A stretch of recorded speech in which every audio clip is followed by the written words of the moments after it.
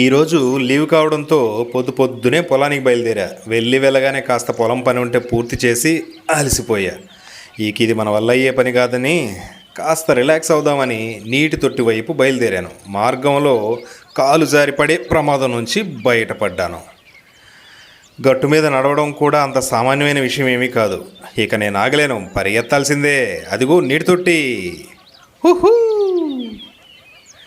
ఈ నీటి తొట్టి ఎక్కి ఇందులో దూకి ఈత కొడితే ఉంటుంది, అదిరిపోద్ది. ఇదేంటిది, నా హైట్కి చాలా పెద్దదిగా ఉంది. అమ్మ, బాగా అలసిపోయిన తర్వాత ఈత కొట్టడం ఓ మధురానుభూతి.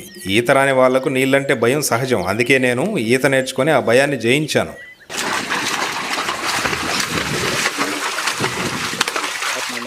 ఇక కొబ్బరి బొండం తాగడానికి బయలుదేరా. ఎవడి పని వాడు చేసుకుంటే ఎటువంటి ప్రమాదాలు ఉండవని జాక్ స్పారో ఎప్పుడో చెప్పినట్టు నా కొబ్బరి బొండం నేనే తెచ్చుకున్నాను. కొబ్బరి బొండం తాగేసి అందులోని కొబ్బరి తినడంలో ఉన్న మజానే వేరు. పొలం, ఈత, కొబ్బరి బొండం, నా చిన్ని ప్రాణానికి ఇంతకన్నా ఏం కావాలి చెప్పండి.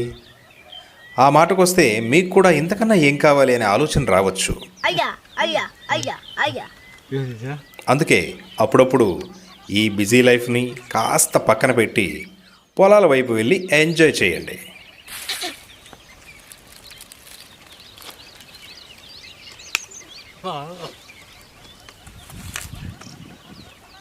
Hey!